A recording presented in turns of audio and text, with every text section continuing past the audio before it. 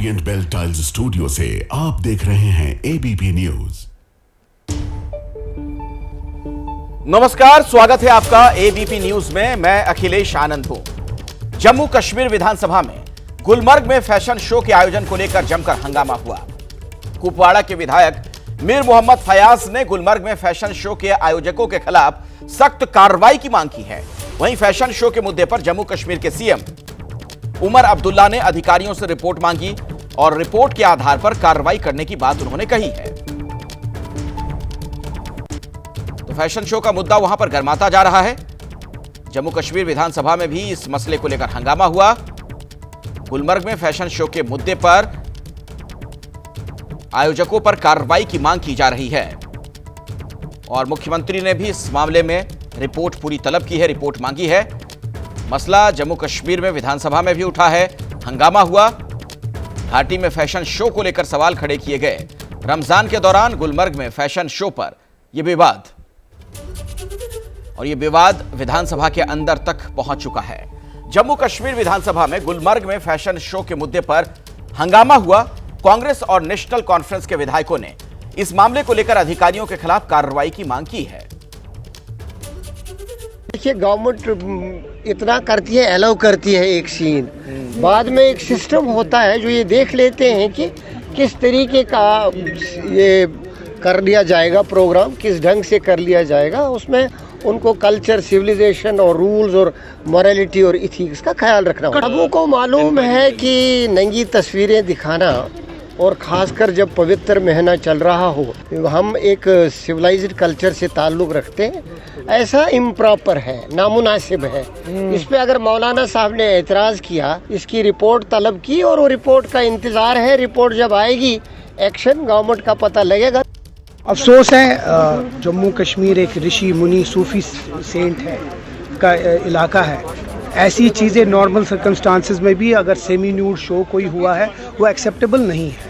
अब chief minister साहब ने इसके ऊपर एक रिपोर्ट मांगी है, वेट करते हैं रिपोर्ट आ जाए। उसके बाद जिस तरह उमर साहब ने कहा है, जहाँ जहाँ गलतियाँ हुई हैं उनको सुधारी जाएगी और एक्शन लिया जाएगा जहाँ वो गलती हुई है। आइए सीधे मैं आपको लिए चलता हूँ। मेरे सहयोगी आसिफ कुरैशी इस वक्त हमारे साथ जुड़ गए हैं। आसिफ, इतना हंगामा क्यों बरप रहा है इस फैशन शो को लेकर, क्या जानकारी और मिल पा रही है?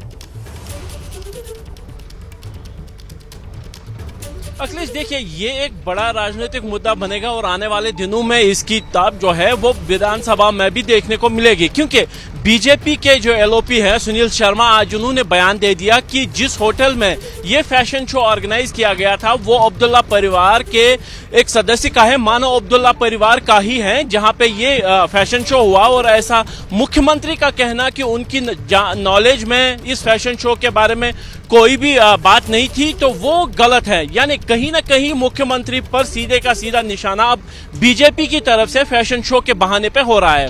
जो पूरा मुद्दा है वो तब सामने आया जब एक कंपनी ने अपने फैशन शो के बारे में सोशल मीडिया पे एक वीडियो जारी किया गया और इसमें जो फैशन डिजाइनर्स के जो काम था उसको दिखाया गया। लेकिन जिस तरीके से खुले आसमान के नीचे बर्फ के बीच में जो काफी कम कपड़े पहने हुए, या कुछ में तो केवल कुछ प्रॉप्स ही लगे थे, कपड़े नहीं थे, उसके सामने आने के बाद जो आक्रोश है वो बड़ा, खास तौर पर क्योंकि इस वक्त पवित्र रमजान का महीना चल रहा है और ऐसे में इस तरीके के तस्वीरें सामने आना लोगों को अच्छा नहीं लगा। मामला तब बढ़ा जब पूर्व हुर्रियत अध्यक्ष जो मीरवाइज उमर फारूक है, उनकी तरफ से इस वीडियो को टैग करते हुए ट्वीट किया गया, जिसके जवाब में मुख्यमंत्री उमर अब्दुल्ला ने तुरंत ही जवाब दिया कि ये बिल्कुल भी एक्सेप्टेबल नहीं है और इस पूरे मामले की वो जांच करेंगे, क्योंकि जो टूरिज्म विभाग है वो मुख्यमंत्री उमर अब्दुल्ला के पास ही है। और उन्होंने अधिकारियों से तुरंत ही 24 घंटे के भीतर इस बात पर रिपोर्ट भी मांगी। हालांकि अब यह आधिकारिक तौर पर बोला गया है, सदन के पटल पर बोला गया है कि सरकार का इस पूरे फैशन शो के साथ कोई भी ताल्लुक नहीं था, वो एक निजी होटल में कार्यक्रम हुआ था। लेकिन जिस तरीके से गुलमर्ग जैसी जगह में खुले आसमान में बर्फ के बीच में इस फैशन शो का आयोजन किया गया, उसी की वजह से ये इतना मामला बड़ा हुआ लग रहा है। लेकिन जिस तरीके से अब विपक्षी दल छोड़ के क्या कहे कि खुद सत्तारूढ़ दल नेशनल कॉन्फ्रेंस के नेता अब कार्रवाई की मांग कर रहे हैं। कहीं ना कहीं जो संवेदनशीलता है इस पवित्र मंथ को लेके, पवित्र रमजान महीने को लेके, उसके कारण ये इतना बड़ा मामला बन गया है। और जिस तरीके का ये फैशन शो था, एक नॉर्मल फैशन शो नहीं था जहां पे डिजाइनर्स के कपड़े थे, एक जिस तरीके के जो वेशभूषा में मॉडल्स यहाँ पे खुले में शो कर रही थी, उसी के कारण ये मामला इतना बड़ा हो गया है। आसिफ, आप हमारे साथ जुड़े रहे, मैं दोबारा भी लौटूंगा आपके पास। दरअसल जम्मू कश्मीर विधानसभा में गुलमर्ग फैशन शो के मामले पर हंगामा हुआ तो विधानसभा में नेता प्रतिपक्ष सुनील शर्मा ने सीएम उमर अब्दुल्ला पर निशाना साधा। उमर अब्दुल्ला साहब, मैंने बहुत बार कहा है कि वो बाहर भी झूठ बोलते हैं, हाउस में भी झूठ बोलते हैं। ऐसा कैसे हो सकता है? आपके घर के, आपके रिश्तेदारों के इस होटल में इतना बड़ा फंक्शन हो रहा है और आपको नहीं पता। मुझे लगता है कि ये प्रोग्राम तो आपने ही इनडायरेक्टली ऑर्गेनाइज कराया होगा।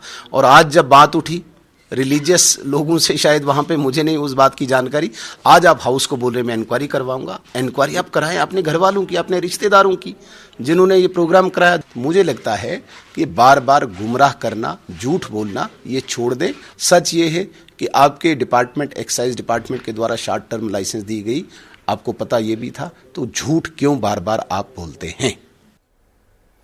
मेरे साथ आसिफ लगातार जुड़े हुए, उन्हीं के पास मैं आपको एक बार फिर से लिए चलता हूं। आसिफ, एक बात यह भी कही जा रही है कि बिना पुलिस प्रशासन की इजाजत के ये कार्यक्रम कैसे मुमकिन है?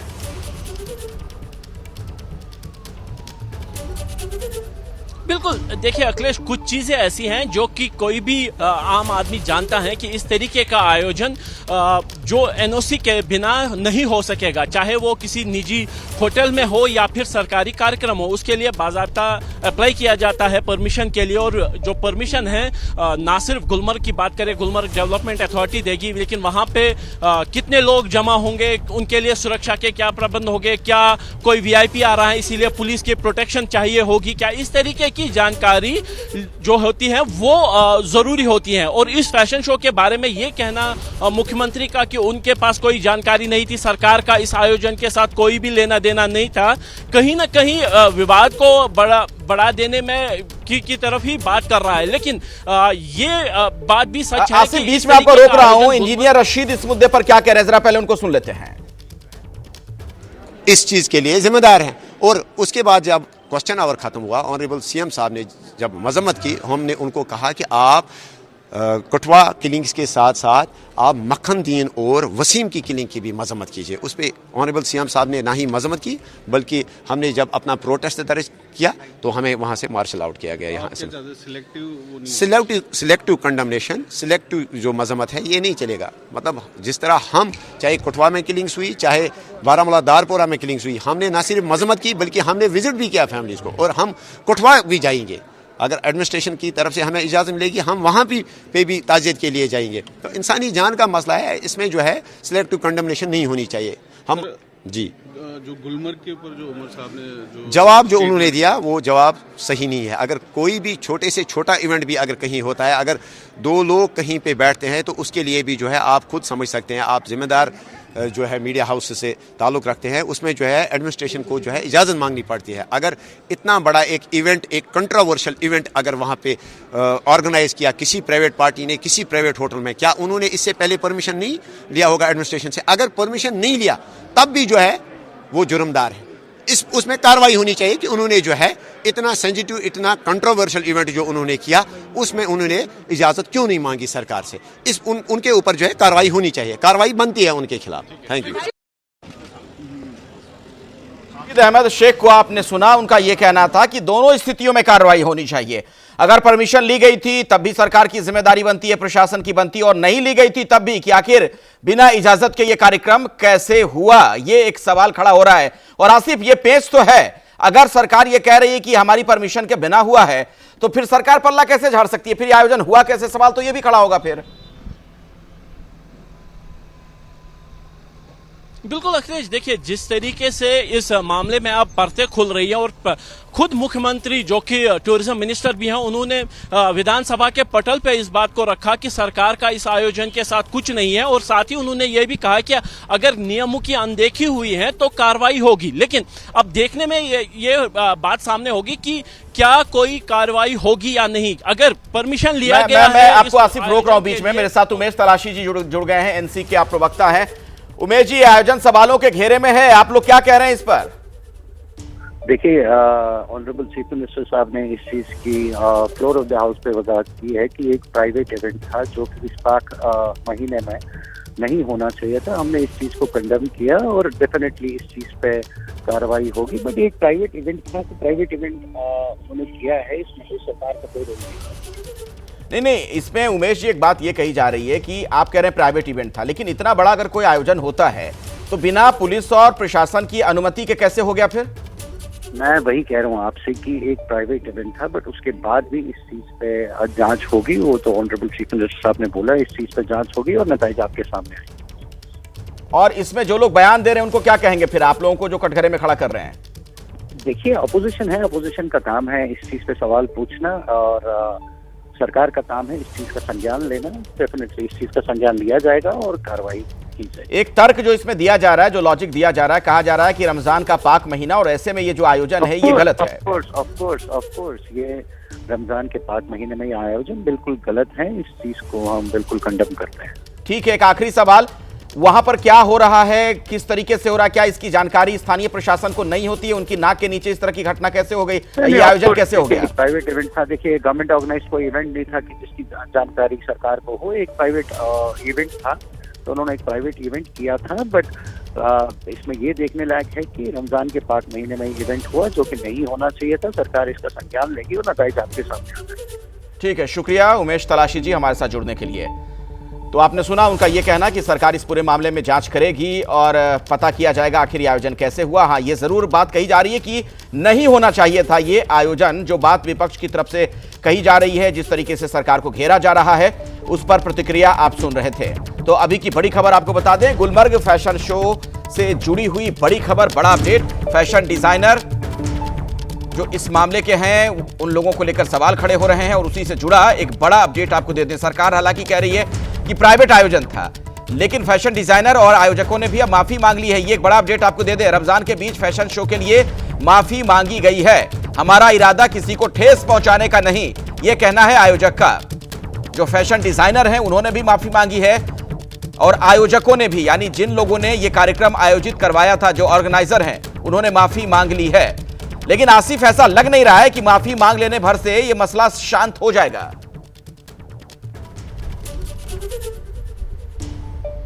बिल्कुल, देखिए अब सरकार की तरफ से भी इसमें रिपोर्ट मांगी गई है। कहीं ना कहीं गाज उन अफसरों पे भी गिरेगी जिनकी नाक के नीचे ये आयोजन हुआ। क्योंकि जम्मू कश्मीर की बात करूं तो यहाँ पे किसी भी तरह का कार्यक्रम हो, चाहे वो निजी कार्यक्रम हो या फिर सरकारी कार्यक्रम, अगर उसमें कुछ लोग जमा होते हैं, इस तरीके का आयोजन होता है, तो आयोजकों के लिए अनिवार्य होता है कि स्थानीय पुलिस को इन्फॉर्म कर दे और उनसे इस बाबत जो परमिशन है वो मांगे, चाहे वो थाना स्तर पर हो, डिस्ट्रिक्ट स्तर पर हो या फिर डिविजनल स्तर पर हो। लेकिन परमिशन और इंफॉर्मेशन देना जरूरी होता है।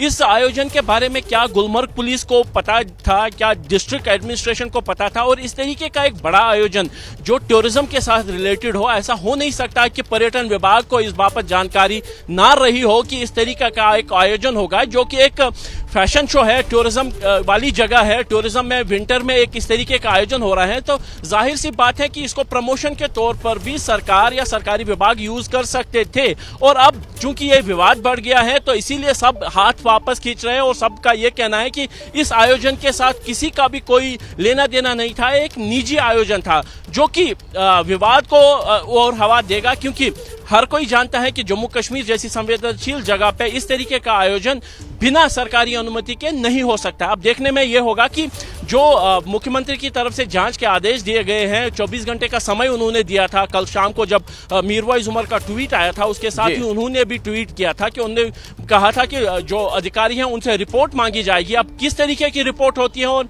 चूंकि ये बात अब विधानसभा के पटल पे भी उठी है, तो जाहिर सी बात है वहां पे ही इस बाबत जो है जवाब मुख्यमंत्री की तरफ से आएगा, उनकी तरफ से या सरकार की तरफ से आएगा, और तब साफ होगा कि क्या इसमें सरकार का कुछ दखल था, क्या कोई अफसर ऐसा था जिसकी नाक के नीचे ये काम हुआ, और क्या कहीं पे आयोजकों की तरफ से लापरवाही हुई है। नजर बनाकर रखिएगा खबर पर, जैसे ही कुछ और अपडेट होगा मैं दोबारा लौटूंगा आपके पास। फिलहाल बहुत बहुत शुक्रिया। सरकार हालांकि पल्ला झाड़ रही है वहां की, लेकिन यह मामला बड़ा होता हुआ नजर आ रहा है। उत्तर प्रदेश के संभल में होली को लेकर जो विवाद शुरू हुआ था वो अब बिहार तक पहुंच गया। संभल के सीओ ने होली को हिंदू मुसलमान से जोड़ते हुए जो बयान दिया था, वैसा ही बयान बिहार से बीजेपी के विधायक हरिभूषण बचौल ने दिया है। बिहार के बीजेपी विधायक हरिभूषण बचौल का विवादित बयान सामने आया। उन्होंने कहा कि बड़ा दिल दिखाएं, होली पर मुसलमान बाहर ना निकलें, रंग लगे तो बुरा ना माने, आगाह कर रहे हैं कि घर में रहें। बीजेपी विधायक हरिभूषण बचौल के बयान पर अब सियासी विरोध भी देखने को मिल रहा है। बिहार में हिंदू मुस्लिम कार्ड खेल रही है बीजेपी, ये आरजेडी के विधायक रणविजय साहू ने कहा। होली के दिन बड़ा दिल दिखाएं और बाहर ना निकलें। बाहर इसलिए नहीं निकले कि 52 जुम्मा होता है मुस्लिम बंधुओं का, और उसी दिन होली भी है। होली रंग त्योहार उमंग उत्साह का पर्व है। अगर कुछ रंग उंग पड़ जाता है धोखा से भी तो बड़ा बवाल हो जाता है। इसीलिए, और गंगा जमुनी संस्कृति की बात भी करते हैं लोग, भाईचारा की बात भी करते हैं। अगर बड़ा दिल हो तो बाहर निकलें, अगर रंग अबीर लग भी जाए तो कोई बात नहीं तो अपने घर में ही वो अपनी धार्मिक अनुष्ठान करें और हिंदुओं को करने दें, उत्साह और उमंग से होली मनाने दें। देखिए, भारतीय जनता पार्टी के पास कोई मुद्दा नहीं है और बिहार अब मुद्दों में चल पड़ा है। तेजस्वी प्रसाद यादव के नेतृत्व में बिहार में पलायन रोकने की बात हो रही है, रोजगार की बात हो रही है, शिक्षा की बात हो रही है, बिहार को विकास करने की बात हो रही है। वही भारतीय जनता पार्टी तेजस्वी प्रसाद यादव की लोकप्रियता से काफ़ी घबरा गई है, बौखला गई है। इसीलिए बिहार में चाहती कि दंगा हो, हिंदू मुस्लिम का कार्ड खेले, चुनाव आ रहा, मंदिर मस्जिद की बात करें, हिंदुस्तान पाकिस्तान की बात करें, लेकिन अब बिहार इन बातों से काफ़ी आगे निकल चुका है। इसी मुद्दे पर राबड़ी देवी ने भी अपनी बात रखी है। क्या कुछ उन्होंने कहा है वो भी आपको सुनवा देते हैं। माननीय प्रधानमंत्री का हिम्मत है तो बिहार से देश भर से मुसलमानों को भगाने का काम करेंगे, राज कहीं बनाने का काम करेंगे।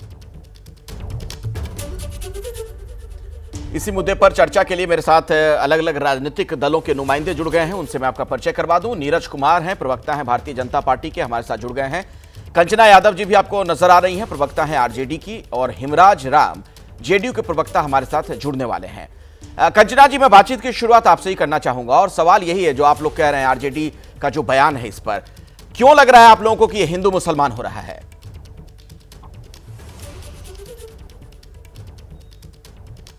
देखिए, सबसे पहले तो मैं भाजपाइयों को कहना चाहती हूँ कि हिंदू मुस्लिम सिख ईसाई सब कोई है, भाई भाई कान खोल कर सुन लो भाजपाई। ये जो भाजपाई कोशिश कर रहे हैं बिहार में दंगा भड़काने की, हिंदू मुस्लिम के नाम पर राजनीति करने की, और इनके अंदर हिम्मत नहीं है कि ये कुछ कर पाए। बिहार में जब से लालू जी आए थे तब से बिहार में सांप्रदायिक दंगा नहीं हुआ। इनकी सरकार कभी नहीं बनी क्योंकि सांप्रदायिक दंगा नहीं हुआ, संप्रदाय के आधार पर कभी ध्रुवीकरण नहीं हुआ। इसी के लिए ये कोशिश कर रहे हैं, लेकिन ये कर नहीं पाएंगे। ये जी हाँ जी, नीरज जी बोलिए, क्या कह रहे थे आप? क्या बोल रहे हैं? जो आप सुन रहे हैं हम वही बोल रहे हैं। मैं कह रहा था अभी कंचना जी कह रही थी कि जब से लालू आए दंगे नहीं हुए। भागलपुर दंगा भूल गई क्या? धर्म के संप्रदाय के नाम पर कितने दंगे लालू जी के शासनकाल में हुए। हाँ, नीतीश जी के शासनकाल में, एनडीए के शासन में पूरे राज्य में और पूरे देश में कहीं भी एक दंगा नहीं हुआ था। देखिए, बसंत का ऋतु है, बसंत का मौसम है, और बसंत का मौसम होता है दो ऋतुओं के मिलने का महीना होता है। जब से लालू जी आए ना सांप्रदायिक दंगा भड़काने के लिए ही। आपके राज्य में तो एक तो दंगा हुआ था, 118 नरसंहार हुए थे जाति संप्रदाय के नाम पे लालू राबड़ी शासनकाल में। क्या बात करती है? थोड़ा तथ्यपरक बात करिए तो सुनने में अच्छा लगेगा, बहस करने में भी अच्छा लगेगा। आप थोड़ा 118 अडवाणी जी गए थे ना सांप्रदायिक दंगा करने बिहार में, समस्तीपुर से गिरफ्तार किए गए थे, समस्तीपुर से लालू जी ने उनको गिरफ्तार करवाया था, और भागलपुर दंगा लालू जी के टाइम के पहले हुआ था। लालू जी चलिए हम दंगे पे बहस नहीं कर रहे हैं, इस मुद्दे पर आते हैं। ठीक है नीरज जी, वो कह रही हैं, कंचना जी कह रही हैं कि दरअसल ये हिंदू मुसलमान करने की कोशिश की जा रही है, होली को लेकर जो नसीहत दी जा रही है। ये यही बयान अनुज चौधरी का सामने आया था जो सीओ हैं उत्तर प्रदेश पुलिस में, और अब उसी लाइन पर आपके लोग भी बोल रहे हैं, बीजेपी के विधायक। बिल्कुल बिहार में कहीं कोई होने जा रहा है, बिल्कुल भाईचारे के साथ बिहार में हर त्योहार पर्व मनाया जाता है। निश्चित रूप से उन विधायक का अपना ये व्यक्तिगत बयान होगा, पार्टी इससे इत्तेफाक नहीं रखती है, हमारी पार्टी का आधिकारिक बयान ये नहीं है। मैं पहले इस बात को स्पष्ट कर दूं आपके सामने में। बसंत का ऋतु तो दो मौसम के मिलने का मास होता है ना, तो यहाँ कहाँ टूट फूट की बात होती है, यहाँ तो भाईचारे की बात होती है। ऐसे ही बसंत में तो सब गले मिलते हैं, दुश्मन भी गले मिल जाते हैं, ये तो वो मास है, ये भाईचारा का महीना है, भाईचारा का पावन महीना है। तो इसमें इस तरह की बातें यहाँ नहीं हो सकती, और नफरती भावना बिहार में कोई फैला ही नहीं सकता। ये नीतीश कुमार की सरकार यहाँ पर है, यहाँ आप नफरत दंगा की बात भी नहीं कर सकते, और जो कोई इस तरह का करने का प्रयास करेगा वह कड़ी कार्रवाई के लिए भी तैयार रहे। कोई अगर इस पर राजनीति करना चाहेंगे, दंगा हुड़दंग फैलाना चाहेंगे, चाहे वो कोई भी हो, तो कड़ी कार्रवाई के लिए वो तैयार रहे।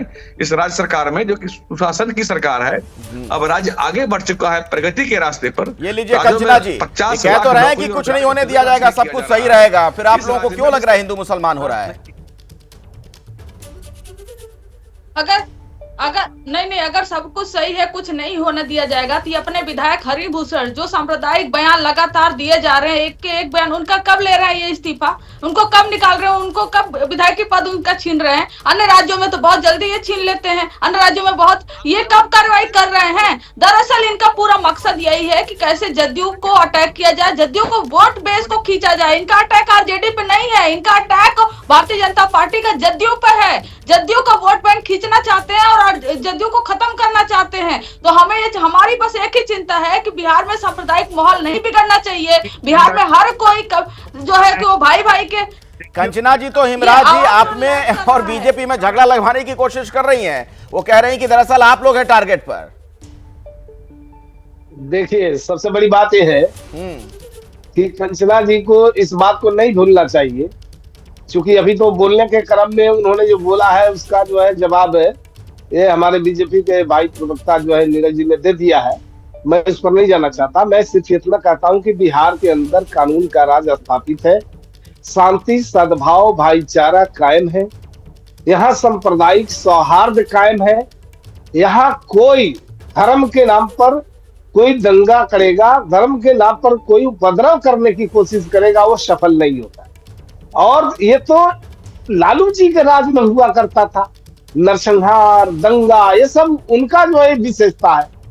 नीतीश बाबू के राज में जब से सुशासन का काल चल रहा है 2005 के बाद से लेके अब तक बिहार में सांप्रदायिक नहीं दंगे नहीं होते, नरसंहार नहीं होते, रात में लोग बेखौफ घूमते हैं, एक शहर से दूसरे शहर जाते हैं। अच्छा ये बताइए, ठीक है आपकी बात मैं सुन रहा हूं, लेकिन मुझे एक बात बताइए, बीजेपी के विधायक जो कह रहे हैं उससे आप सहमत हैं? होली पर जो कह रहे थे मुस्लिमों को ना निकलने की सलाह दे रहे थे।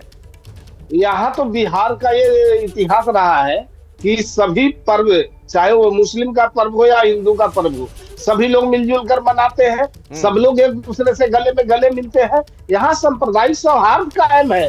तो गलत बोला बीजेपी के विधायक ने, गलत बोला आपको लगता है हिमराज जी? मैं तो साफ कह रहा हूँ, वो क्या बोल रहे हैं बचौल जी, मैं उस पर नहीं जाना चाहता, मैं साफ तौर पर कहता हूँ। अरे भाई सरकार में आपके सहयोगी, आप कह रहे हैं मैं उस पर नहीं जाना चाहता हूँ, वो बीजेपी के विधायक हैं, कोई ऐसे ही थोड़ी आम नेता हैं, एमएलए हैं, चुने हुए प्रतिनिधि हैं। धर्म के नाम पर बिहार में कोई डरा नहीं सकता है, धर्म के नाम पर राजनीति नहीं हो सकती है, धर्म के नाम पर कोई किसी को उकसा नहीं सकता है कि आप घर से ना निकलो, बाहर ना निकलो, ये हो जाएगा वो जाएगा। बिहार में हर तो कंचना यादव जी फिर क्या आप लोग भ्रम फैला रही हैं? ये सरकार में बैठे हुए जो लोग हैं उनके प्रतिनिधि हैं, वो साफ कह तो रहे हैं कि धर्म के नाम पर बिहार में कोई किसी को परेशान नहीं कर सकता है, सांप्रदायिक सद्भाव है। नहीं, ये जो जो ये कह रहे हैं जो हो रहा है बिहार में, वो तो एकदम अलग अलग है। धर्म के नाम पर नई बातें हो सकती है। गिरिराज सिंह जी हमेशा उनके पास धर्म के अलावा कुछ है ही नहीं। वो सिर्फ हिंदू और मुसलमान करते हैं, मंदिर और मस्जिद करते हैं, हिंदुस्तान और पाकिस्तान करते हैं। और इनके नए नए विधायक जो है हरिभूषण बचौल, क्यों नहीं बचौल से जो है विधायक, इनको क्यों नहीं कहते कि इनकी सदस्यता रद्द हो? अगर इतना ही सुशासन बाबू है ये, आपको बता दे मुजफ्फरपुर में जैसे बालिका गृह कांड हुआ था, वैसे कटिहार में कटिहार गृह कांड हुआ है। वहां पर बच्चियां भाग गई हैं, वहां से उनको नस्ली दवाई दी जाती थी। कल ये न्यूज आया है। लेकिन बिहार में सुशासन बाबू है। जहां से नीतीश कुमार जी आते हैं नालंदा से, वहां एक महिला के पैर में 9 कीलें ठोके गई थी, उसका मृत्यु हुआ, उसकी हत्या हुई और जघन्य अपराध हुआ। लेकिन बिहार में सुशासन काल है। 200 राउंड गोलियां चलती है। बिहार में नीतीश कुमार है लेकिन सुशासन बाबू है। ये जवाब दीजिए हिमराज जी, जो कहते हैं ना। कई सवाल हो गए आपके लिए एक साथ। हिमराज जी जल्दी से जवाब दीजिए। लालू राबड़ी के शासन काल में सांप्रदायिक दंगे होते थे, अपराधियों का राज था। अरे तो उनके राज में होता था तो क्या होता रहेगा? क्या कहना चाह रहे हैं आप?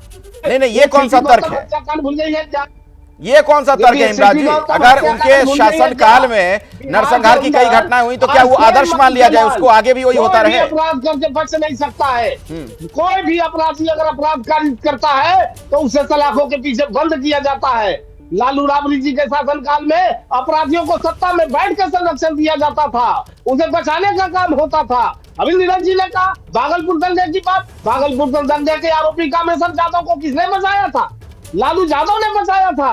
लेकिन सुशासन का काल आया, सुशासन का शासन आया तो कामेश्वर यादव की सजा हुई। और बात करते हैं मुसलमानों की। मुसलमानों को भगाने का कौन काम किया? मुसलमानों को कटवाने का कौन काम किया?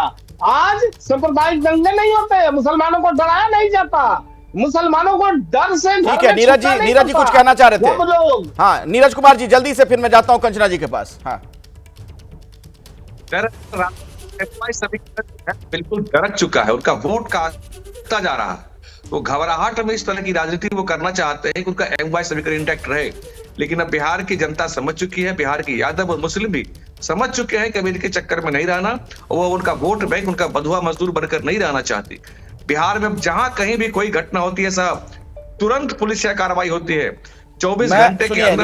नीरज जी मेरी बात सुन लीजिए, नीरज कुमार जी मेरी बात सुन लीजिए। नरसंहार वाली बात जो आप लोग बार बार कह रहे हैं उस पर मैं जवाब लूंगा कंचना जी से, लेकिन मुझे ये बताइए ना, ठीक है आपकी सारी बातें सही हैं, लेकिन अगर बीजेपी के विधायक इस लाइन पर बोल रहे हैं, जिस तरीके का बयान उन्होंने होली को लेकर दिया, मुस्लिमों के संदर्भ में अपनी बात रखी, आप कह रहे हैं कि आप उससे सहमत नहीं है, हिमराज जी कह रहे हैं हम उससे सहमत नहीं है, तो क्या इस तरीके के बयान देने वालों के खिलाफ कार्रवाई नहीं होनी चाहिए? फिर क्यों ऐसे लोग बोल रहे हैं? मतलब अपने अपने तरीके से सब बैटिंग कर रहे हैं। कि मैं स्पष्ट रूप से कहता हूं, ये विधायक जी का ये व्यक्तिगत मत है, ये पार्टी का मत नहीं है। पार्टी का मत वही है जो मैं बता रहा हूं। व्यक्तिगत मत है लेकिन वो बीजेपी के विधायक हैं सर, ये तो सच्चाई है ना नीरज जी। एक आरजेडी में विधायक है फतेह बहादुर, वो हमेशा हिंदू देवी देवताओं को गाली बकते रहते हैं, तो आरजेडी उन पे क्यों नहीं कार्रवाई करती? वो तो शुरू से इस तरह का। हाँ इसका जवाब दीजिए कंचना यादव जी, बिल्कुल इसका जवाब देना चाहिए आपको। कंचना यादव जी जल्दी से इसका भी जवाब दीजिए आप। पर कुशल उपदेश बहुतेरे कहते हैं, वही मामला तो नहीं है कंचना यादव जी? ये इनके पास, एक सेकंड, इनके पास कोई जवाब नहीं है कि ये आरजेडी के विधायक को लेकर आए। ये जो हरिभूषण तो क्यों ना लेकर आए? जब आप कह रहे हैं कि सांप्रदायिक लाइन पर बयान दे रहे हैं बीजेपी के विधायक तो उनके खिलाफ कार्रवाई होनी चाहिए, तो अगर आरजेडी के विधायक इस लाइन पर बयान देते हैं तो उनके खिलाफ कार्रवाई नहीं होनी चाहिए? कार्रवाई करेंगे। आरजेडी के विधायक कभी भी सांप्रदायिक लाइन पर बयान नहीं देते। अखिलेश जी ये बात ध्यान में रख लीजिए। आप सांप्रदायिक, नीरज जी बता रहे हैं, आपको उदाहरण दे रहे हैं नीरज जी। भगवान पे आस्था होना, आस्तिक होना, नास्तिक होना, ये आपका राइट है। सुनिए, सुन लीजिए, ये अखिलेश जी आपका राइट है। आप आस्तिक हो गए, नास्तिक हो गए, रामायण का, लेकिन नहीं आपका है, लेकिन मुझे तो वो उदाहरण भी याद आ रहा है ना, जब आपके शिक्षा मंत्री हुआ करते थे आपके शासनकाल में, एक धार्मिक पुस्तक को लेकर किस तरह की बात उन्होंने कही थी। आप क्या धार्मिक पुस्तक? हमने कहा कि आस्तिक होना और नास्तिक होना अलग बात है। नहीं आप आस्तिक रहें, नास्तिक रहें, आपकी जो भी धारणा है आप उसका सम्मान करिए, लेकिन दूसरों की धारणा पर प्रहार करना कहां तक सही है? हाँ यही हरिभूषण ठाकुर जो बीजेपी का MLA है, 2022 में ये आदमी बोला था कि मुसलमानों को उसका वोटिंग राइट ले लेना चाहिए, मुसलमान इस देश के सेकंड क्लास सिटीजन है। यही व्यक्ति बोला था 2022 में फरवरी 2022 में, आखिर में 2022 से 2025 तक कैसे एमएलए की एक सदस्यता जो इस तरह से बयान देता है कि ठीक है कंचना जी, अब मेरे पास चूंकि समय नहीं है, ये चर्चा लंबी और हो सकती थी। फिलहाल बहुत बहुत धन्यवाद आप सभी लोगों का हमारे साथ जुड़ने के लिए। फिलहाल वक्त इतना ही है।